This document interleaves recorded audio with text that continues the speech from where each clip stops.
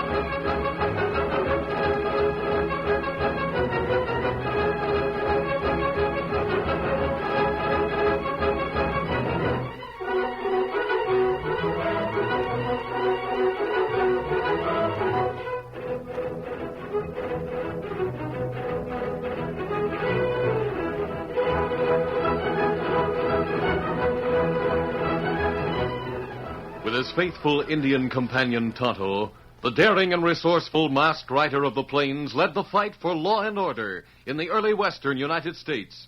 Nowhere in the pages of history can one find a greater champion of justice. Return with us now to those thrilling days of yesteryear. From out of the past come the thundering hoofbeats of the great horse Silver. The Lone Ranger rides again. Come on, Silver. Let's go, big fellow. Hi-Yo Silver! Hi!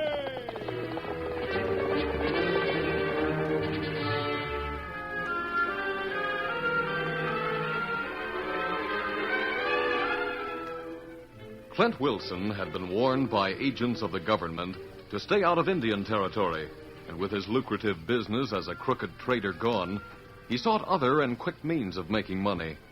He confided his plan to a friend, Monk Gunther. I just got a tip, Monk. The Army's buying 5,000 head of beef down in Texas. Yeah, from who? Old Jim Buckthorne.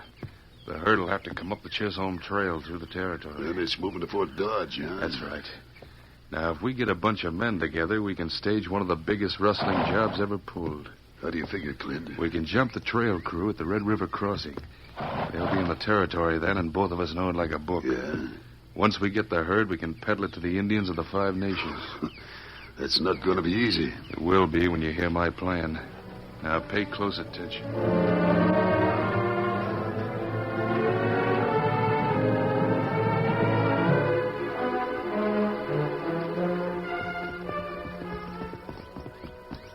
The Lone Ranger and Tonto had just crossed north over the Arkansas River when in the distance they saw a thin column of smoke rising into the clear blue sky. A few moments later, when it broke into small puffs, one following another in rapid succession, the masked man called... Wait, Tonto. What's got, Oh, fella. Steady, big fella. That smoke signal, Kimasabi. But me not savvy what smoke say. It's being sent in Morse code.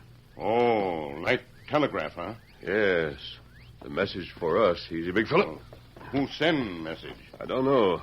Dismount, we'll make a smudge fire. I'll answer it. You get wood.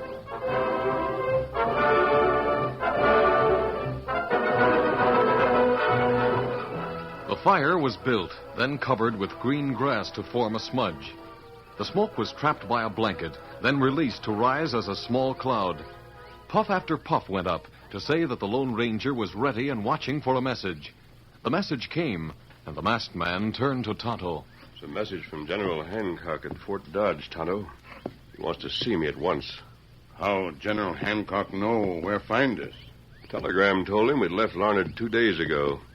He reasoned that we were somewhere between Larned and Fort Dodge. Oh, him know we see smoke signal, huh? Yes, that's right. That is very important. Oh, is that fire out, Tonto? Get out. Good enough. Steady, Silver. Easy. Easy, Scout. Easy, fella. Come on, Silver. Get him up, Scout.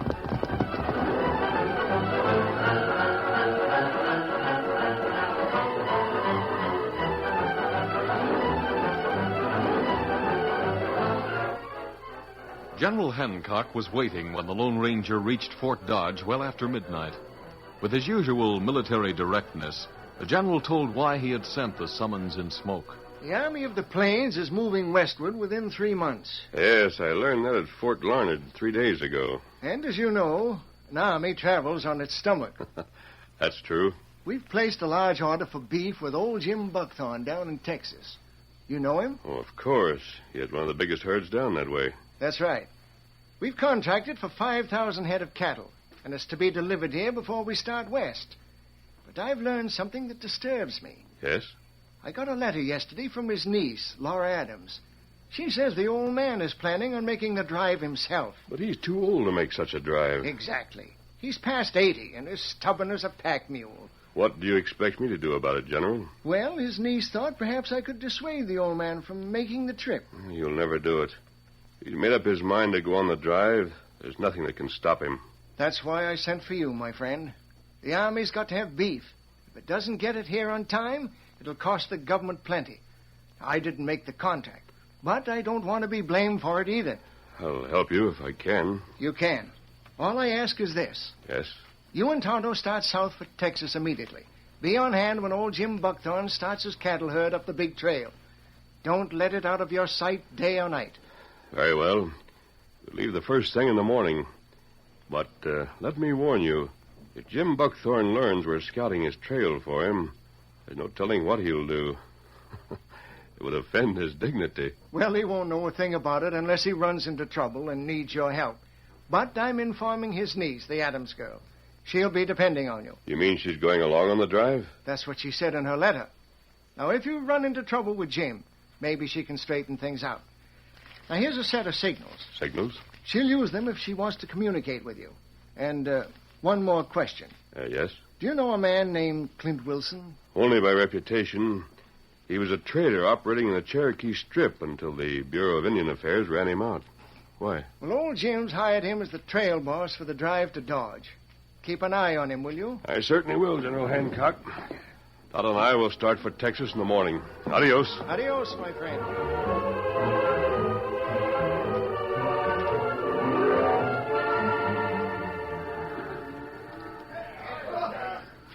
3 weeks later, old Jim Buckthorn sat astride his favorite mount, Thunder, and watched with a glow of pride in his aging eyes as the first of his great herd of cattle moved slowly northward from his own range and began the long drive up the Chisholm Trail.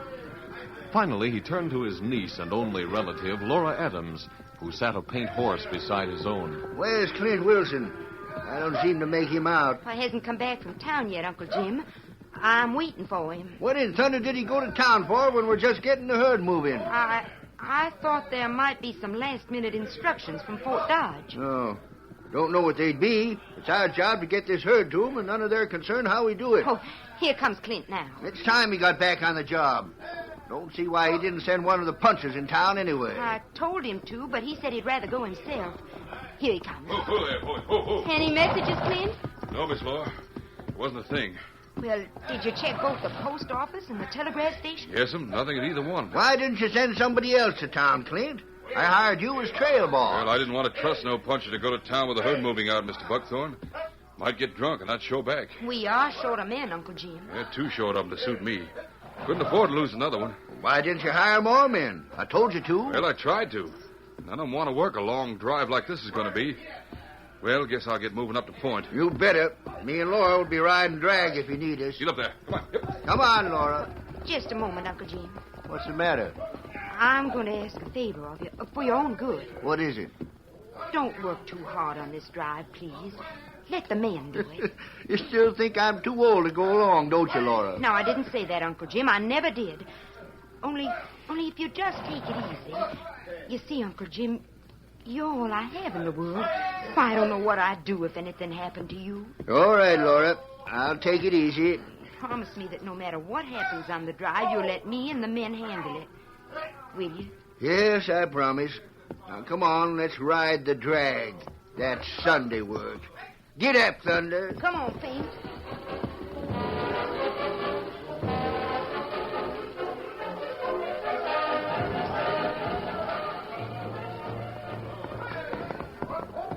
Oh there. Oh.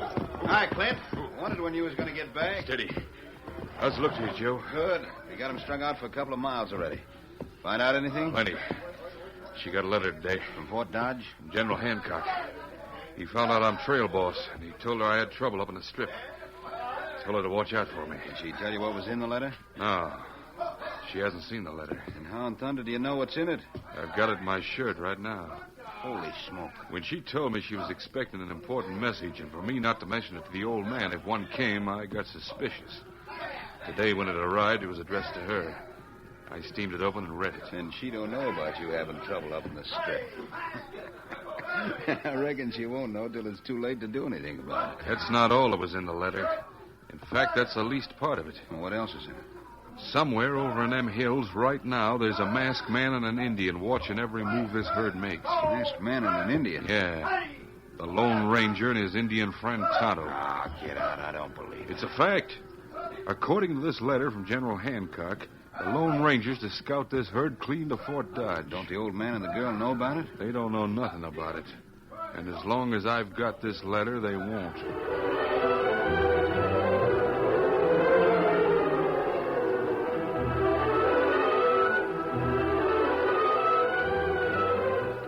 Day after day, the big herd moved northward, across the Little Colorado, across the Brazos River. From a distance, the Lone Ranger and Tonto watched the monotonous progress by day. And with the aid of binoculars, being careful at all times to keep out of sight, they watched it at night. A few days after the Brazos had been crossed, the Lone Ranger expressed his suspicions about the obvious dullness of the drive. I don't understand it, Tonto. We've been traveling for weeks, and not once has Laura Adams indicated she knows we're scouting the herd. Ah. Me think of that, too. Her not send signal. I wouldn't be concerned except that Clint Wilson is our trail boss. Oh, him plenty bad medicine. He had a reason when he took that job. It wasn't because he needed the work. I thought he would have showed his hand by this time. Well, maybe him wait till him cross river into Indian territory. I thought of that. He knows Indian territory better than most Indians. It'd be the logical place for him to make trouble, but he'd have to have help. You mean outlaws help him make trouble? Yes, Tonto. I think Jim Buckthorn's range crew would prove loyal to the old man. Well, let's ride ahead and investigate the river crossing. Oh, that's good idea. If Clint Wilson have outlaw friends there, we find out. We should get there by sundown, so let's get started. Steady, Silver. Easy, Scout. Easy, fella. Come on, Silver. Get him up, Scout.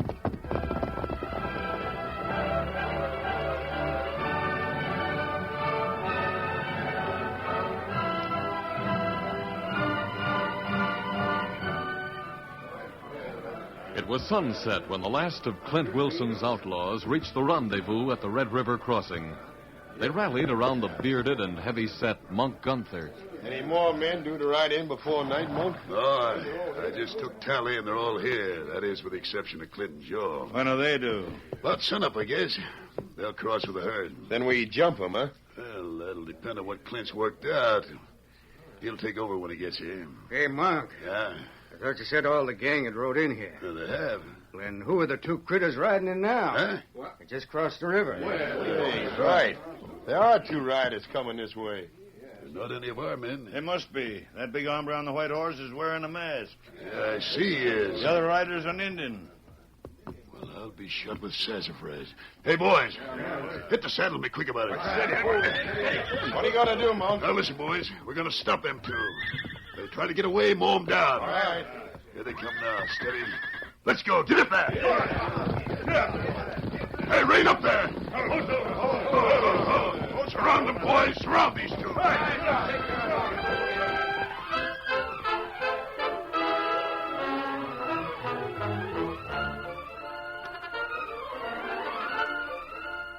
The curtain falls on the first act of our Lone Ranger story. Before the next exciting scenes, please permit us to pause for just a few moments.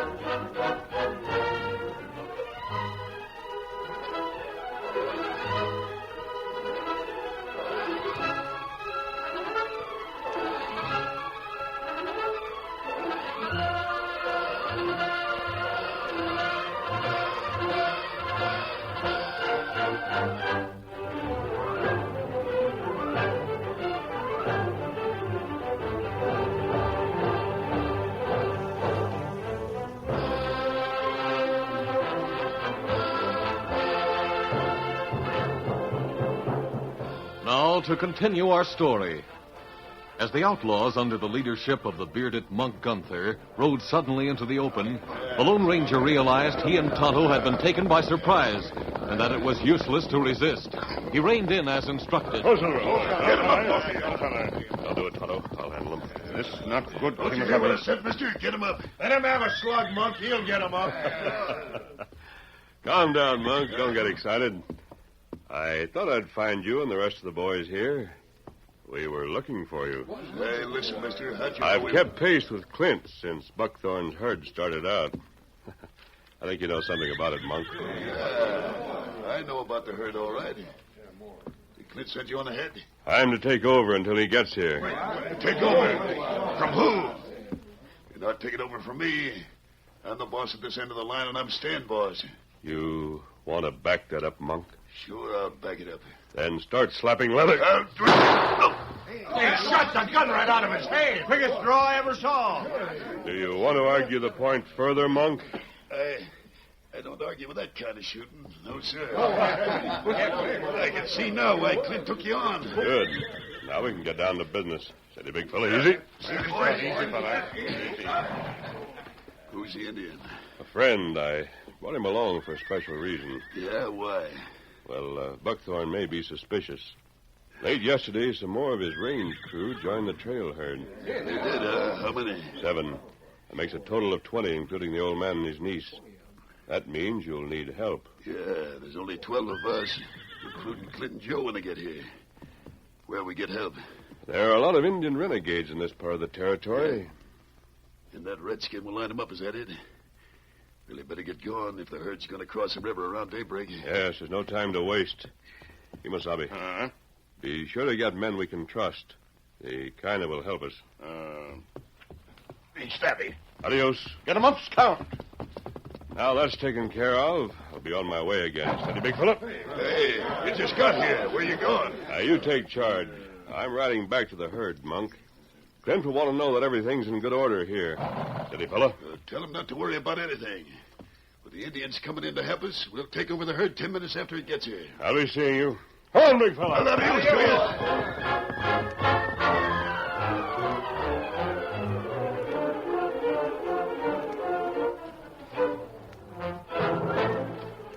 When darkness settled over the camp of the Buckthorn trail herd, Clint Wilson ordered the men to build 2 big bonfires and keep them going until further orders. Joe called him aside for an explanation. What's the idea of them big bonfires, Clint? I can't wait any longer for that Lone Ranger to show his hand. I've got to force him to do it, Joe. Yeah, but how are you going to do it? According to the letter General Hancock sent to Laura Adams, 2 big bonfires are a signal. He's to answer with a bonfire of his own. Yeah, I'll remember that. When he lights a fire, I'll get his location. Then we'll sneak up on the masked man and his Indian friend Tonto. You know the rest. Whang, bang. They're out of the way for good. You bet. Yeah, there go the bonfires. The boys have lit them up now. Yeah, let's sit back and wait for that Lone Ranger to tell us where we can find him. For an hour, Clint and Joe peered into the darkness, but saw no answering bonfire, and a sense of uneasiness gripped the trail boss. I don't like the looks of this, Joe. That critter should have answered us by now. What can we do about it? He's up to some trick. I don't know what it is, but we got to beat him to the draw, whatever he's up to. How? Saddle our horses. While you're doing it, I'll tell the old man and the girl we're going to scout the crossing. Yeah, but where are we going? To the crossing. I want to warn Monk and the boys to be on the lookout for the Lone Ranger.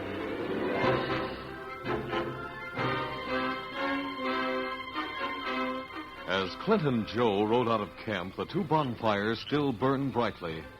Several miles away, the Lone Ranger raced toward the trail camp.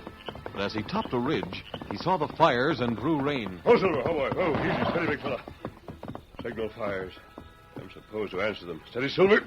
Dismounting, he started to search in the darkness for brush with which to build his own bonfire. When out of the night and some distance away, he heard hoofbeats. Quiet, Silver. He was unable to see the riders and concluded that they might be Indians, and if so, he would lose valuable time in trying to overtake them and make certain. Then he remembered that at no time since the trail herd left Texas had Laura Adams tried to communicate with him. He decided to ride on without answering the signals he had seen. Steady, Silver. Easy. All right. Let's go, big fella.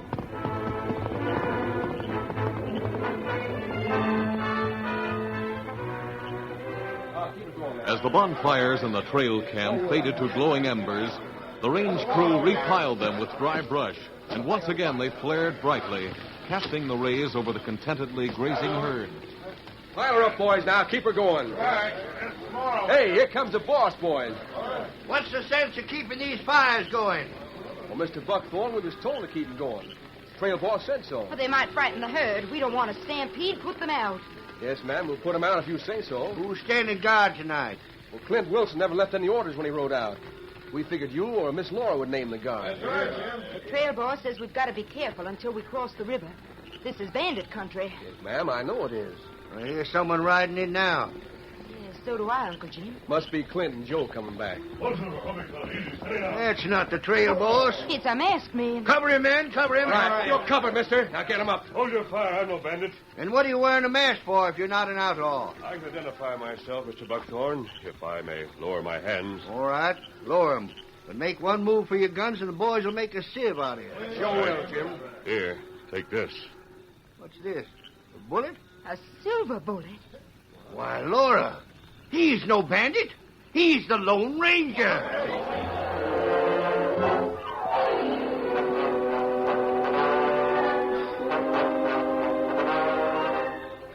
Well, boys, I think I'll turn in and get some sleep. All right, Monk. Just roll up there by the campfire and keep your back warm. Hey, listen. Somebody's riding in here. Yeah, they're heading right for the campfire. Get set, boys. Cover them. Hey, that's the boss. It's Clint and Joe. Hello, boys. How's everything? Well, we've got everything in hand, Clint. We're just waiting for the herd and the Indians to get here. Indians? What Indians? Once the masked man sent his Indian friend to get. They should be here before the herd arrives. What's he talking about, Clint? Just a minute, Monk. Did you say masked man and his Indian friend? Sure. The two you sent to take over this end of the deal. I knew it, Joe. You were right, Clint. It's him. What are you two gabbing about? Monk, you jughead, you've been tricked. Tricked? By who? By the Lone Ranger. Now, let me get down off this horse. Now, you can tell me the whole story. We may have to act fast.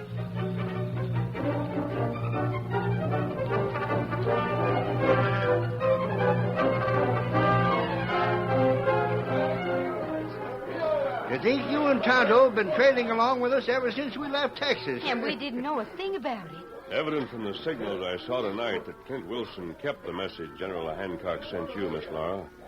Fortunately, it may not be too late to upset his plan. If Clint and Joe are not back in 10 minutes, you can bet they've skipped out. They must have known you were on to their tricks. If they have skipped out, Clint and his gang will be waiting at the river. In that case, we've got to strike them first. I will leave Miss Laura and one of the men here to guard the herd. You and the rest of the range crew will go with me, Buckthorn. We should ride in on them well before daybreak. Take them by surprise. They outnumber us 2-1. Well, let's saddle up, men. Go with the Lone Ranger. Right, come on. Oh, I'm hit. Hey, what's... Clint Wilson and his gang. Get out of the firelight, everybody. Here they come. Open fire! Open fire! They took us by surprise. Come on. Look, Uncle Jim, look. The cattle. They're stampeding. That may be a blessing in disguise. Keep up your fire, men. Keep shooting. Keep up the fire.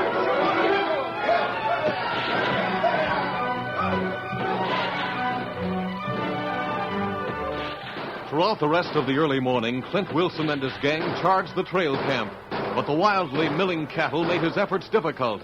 Then, as the first streaks of dawn appeared in the sky, he called in his men. Hold your fire! It's starting to get daylight. In about 10 minutes, they'll be light enough to pick them off one by one. 4 of our men are wounded, Clint. They're no good for a hot fight, and we'll have one when we close in. Yeah, we've still got a majority. It'll be easy. You can figure they've got men out of commission, too. Maybe permanent. Hey, Clint, look north. What? Horsemen, lots of them. Must be them renegade Indians. We can take care of Indians any day. Indians, nothing. That's the cavalry at Fort Arbuckle. Golly, you're right. It is the cavalry. But it's led by that Indian friend of the Lone Ranger. Look out behind you, Clint. Huh? Drop your guns and get your hands up. Not me. I'm going to get him. Don't do it, Clint. Get your hands up. He'll get you. I told you not to draw. He's a shooting fool. You're surrounded, Wilson. You'd better give up. Quit, I've had enough. Realizing resistance was useless, Clint Wilson's outlaws surrendered. With the aid of the cavalry, the stampeding herd was soon rounded up. And as the cattle began to string out once again for the slow trek northward, the Lone Ranger and Tonto rode up to Jim Buckthorne and his niece. Oh, Silver. Well, Tonto and I'll be going now. Our work is done. You're not going on with us? We thought surely you would. The cavalry will see you through. They have to take the prisoners to Fort Dodge. Oh, that's different. But, my friend, let me ask you one question before you go. All right, Buckthorne. What is it? How did Tonto happen to bring the cavalry? When Tonto and I were with those crooks, I told Tonto to be sure to get men we could trust. Monk and the others thought I referred to Indian renegades. But Tonto knew what I meant. So that was it. By thunder. I wish you'd ride along as trail boss for my crew. What's the matter with you, Buckthorne? You've trail bossed many a big drive before. Laura says I'm too old. I'm past 80, you know. Oh, Uncle Jim, Mr. Buckthorne, age isn't measured in years. It's measured in spirit. You're as young as you were the first time you rode up the big trail. By golly, after that fight, I sure feel like a yearling. And by gosh, I'll prove it. Laura, I'm taking over. Adios. Adios, my friend. Come on, Tonto. Come on, Silver. Come on. Silver.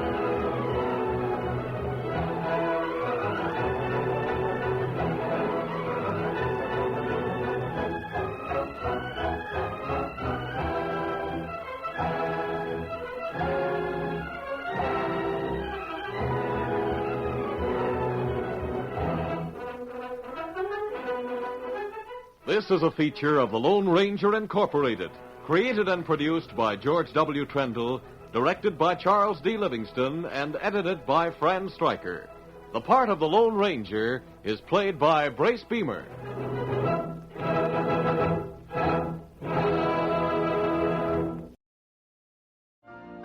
You've been listening to the OTR Gold Network. Find more classic radio at otrgold.com.